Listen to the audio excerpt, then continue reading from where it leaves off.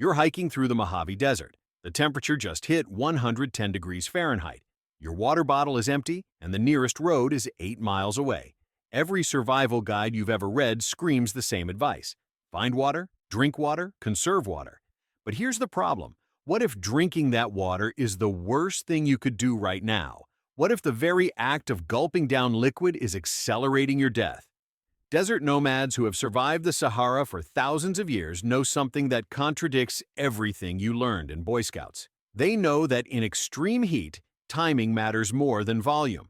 They know that your body's relationship with water changes when the mercury climbs past 100 degrees.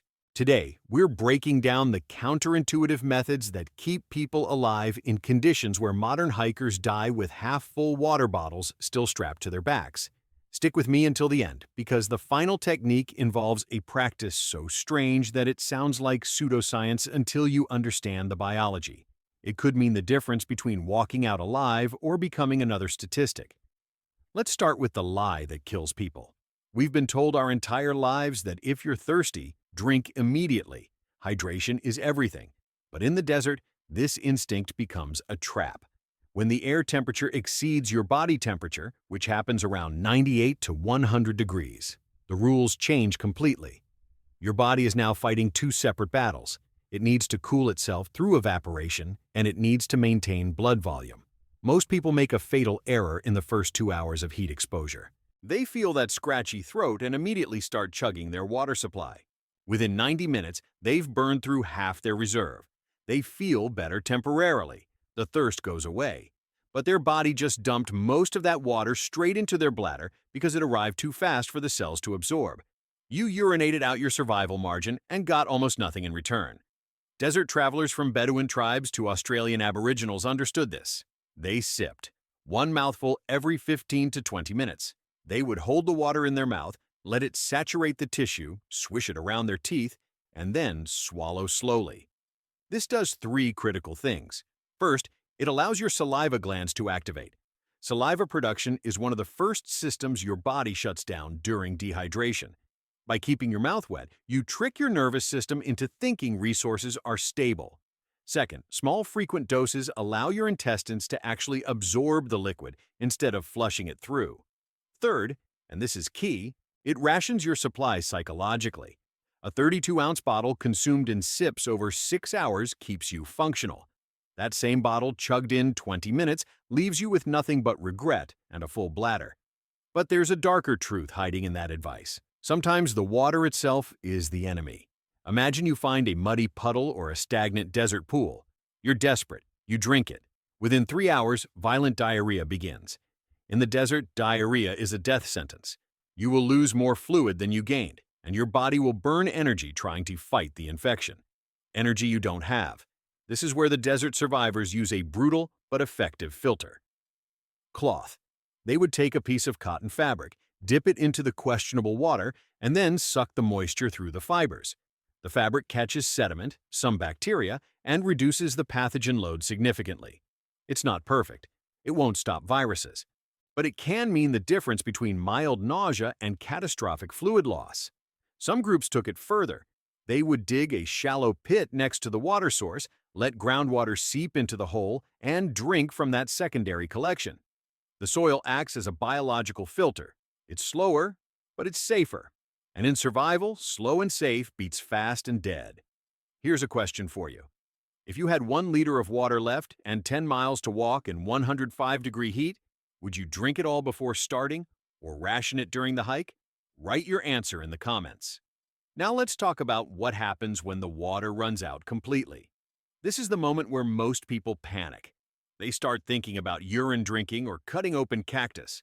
But experienced desert survivors do something that seems insane. They stop moving during the day entirely. Your body at rest in the shade uses roughly 1 liter of water per day to function. Your body walking in 110-degree sun uses up to 2 gallons in the same period. That's 8 times the consumption rate.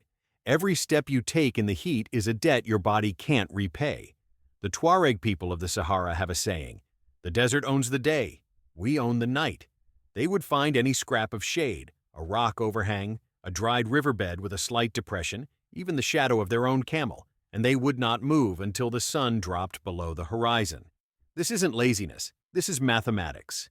If you walk 10 miles in blazing sun, you might burn through every ounce of moisture in your system and collapse 2 miles from safety.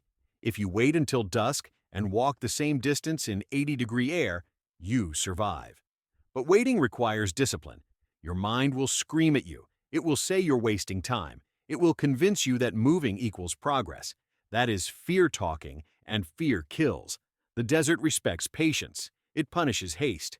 If you're getting value from this, hit that subscribe button and give this video a like. It helps us reach more people who might need this information when it matters most. Let's go deeper into the biology. When your core temperature climbs above 101 degrees Fahrenheit, your body enters a crisis mode called heat exhaustion. Your heart rate spikes, your blood thickens. If it progresses to heat stroke, your brain starts to cook. Proteins denature, cells die. This is where drinking water the wrong way actually kills you faster. If you are already in the early stages of heat exhaustion and you chug cold water, your stomach has to divert blood flow to process it. That blood comes from your core. Your heart has to work even harder. In severe cases, this shock can trigger cardiac arrest. Desert medics know this. They don't give heat stroke victims water. They wet their skin. They pour water on the head, the neck, the armpits, and the groin. Evaporative cooling on the surface is 10 times more effective than internal hydration when someone is already critical. If you are alone and overheating, pour your water on your shirt, not down your throat. A wet shirt in the wind will drop your core temperature by 5 to 8 degrees in minutes. Drinking that same water might take 30 minutes to have any cooling effect, and by then, you could be seizing. Here's the part that sounds like black magic but is pure biochemistry. Electrolytes. Your body doesn't run on water. It runs on salted water. When you sweat in extreme heat, you lose sodium, potassium, magnesium, and chloride. If you replace the fluid but not the salts, you create a condition called hyponatremia. Your blood becomes diluted. Your cells swell. In extreme cases, your brain swells inside your skull and you die. Ironically, you can die of overhydration in the desert. Native desert peoples didn't carry Gatorade. They carried salt, literally. Small pouches of mineral salt or dried meat with a high sodium content. Before drinking water, they would eat a pinch of salt. This primes the body to retain the liquid instead of flushing it. Modern hikers overlook this completely. They carry 3 liters of pure water and wonder why they feel weak and confused even though they're drinking constantly. You're flooding your system with liquid, but starving it of the chemistry it needs to use that liquid. If you don't have salt tablets, you can lick the white crust that forms on rocks in dried lake beds. That's natural mineral deposit. You can chew on edible desert plants like pickleweed or saltbush. Your body will tell you what it needs. If salt tastes good, you need it. If it tastes repulsive, you don't. Now we address the elephant in the desert. What do you do when there is no water at all? This is where the survival method gets primal. You create water. The solar still is old technology, but it works. You dig a pit about 3 feet wide and 2 feet deep. You place a container at the bottom. You cover the pit with a plastic sheet and weigh down the center with a rock so it forms a cone pointing into the container. As the sun heats the ground, moisture evaporates, hits the plastic, condenses, and drips into your container. In the right soil, you can collect a ½ liter of water in 24 hours. It's slow. It's tedious. But it's water you didn't have before. Some desert groups took it further with transpiration bags. They would wrap a clear plastic bag around a leafy branch of a living plant, seal it tight, and let the sun do the work. Plants pull moisture from deep underground and release it through their leaves. That moisture collects in the bag. In 6 hours, a healthy shrub can give you a ¼ liter of drinkable water.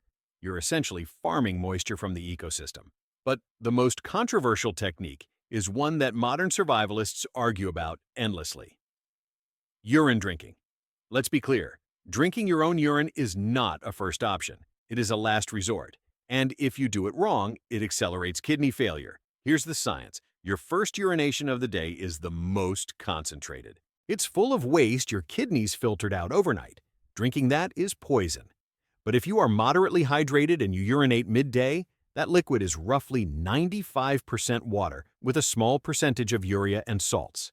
If you are going to die of dehydration in the next 12 hours, drinking that second or third pass urine can buy you time. However, you can only do this once, maybe twice. Each cycle concentrates the toxins. By the third cycle, you're drinking straight waste and your kidneys will shut down. Desert survivors knew this limit. They never relied on it as a strategy. They used it as a bridge to the next water source. The key is recognizing the threshold. If your urine is dark yellow or brown, do not drink it. If it's pale and clear, you're still hydrated enough that drinking it won't help. The only viable window is light yellow, and you're in serious trouble. It buys you hours, not days. Let's talk about something nobody mentions. Breathing. You lose more water through respiration in dry heat than most people realize. Every breath out carries moisture. In 10% humidity, you can lose a liter of water per day just by breathing normally.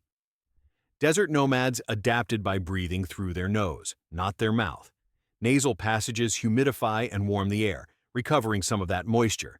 Mouth breathing in the desert is like leaving a faucet running. They also covered their faces with cloth. A loose wrap over the nose and mouth creates a microclimate that traps humidity. You're breathing your own moisture back in. It's recycling at the biological level. Modern hikers ignore this because it feels uncomfortable. But uncomfortable and alive beats comfortable and dead. Then there's the issue of timing your exertion. Let's say you have to move during the day. You have no choice. There's a tactical way to do this. You move in bursts. Walk hard for 10 minutes, then rest in any shade for 10 minutes. During the rest, your body temperature drops. Your heart rate slows. You're giving your system a chance to process the heat load before adding more. Continuous movement in extreme heat creates a compounding debt. Your core temperature climbs steadily until it crosses into the danger zone. Interval movement keeps you below that threshold. It's slower in terms of miles per hour, but you actually cover more distance because you don't collapse halfway. Finally, we need to discuss the mental component because this is what actually kills people. Dehydration doesn't just attack your body, it attacks your brain. As your blood thickens and your brain receives less oxygen, your decision-making deteriorates. You start making irrational choices. You leave the trail to chase a mirage. You dump your gear because it feels heavy. You take off your clothes because you feel hot, exposing yourself to more sun. This is called heat delirium, and it's the final stage before death. The only defense is a pre-made plan. Before you enter the desert, you write down your rules. Stay on the trail. Do not move during peak sun. Ration water in sips. You make these decisions when your brain is functioning, and then you follow them mechanically when your brain starts to fail. Desert survivors who lived to old age didn't trust their instincts in the heat. They trusted the systems they built in the shade. So here's the truth. The desert doesn't care about your water bottle brand or your high-tech gear. It cares about whether you understand the physics of heat, the biology of hydration, and the discipline to override your panic. Drinking water is important, but knowing when to drink, how much to drink, and what to do when the water runs out is what separates a survivor from a statistic. The next time you see a temperature forecast above 100 degrees, don't just pack more water. Pack the knowledge of how your body will betray you and how to stop it. Remember the question we asked earlier. Would you drink your last liter before the hike or ration it during? Drop your answer in the comments. And if this video taught you something that could save your life, hit subscribe. We're building a community that values real survival knowledge over marketing myths. Stay smart, stay hydrated, and thanks for watching.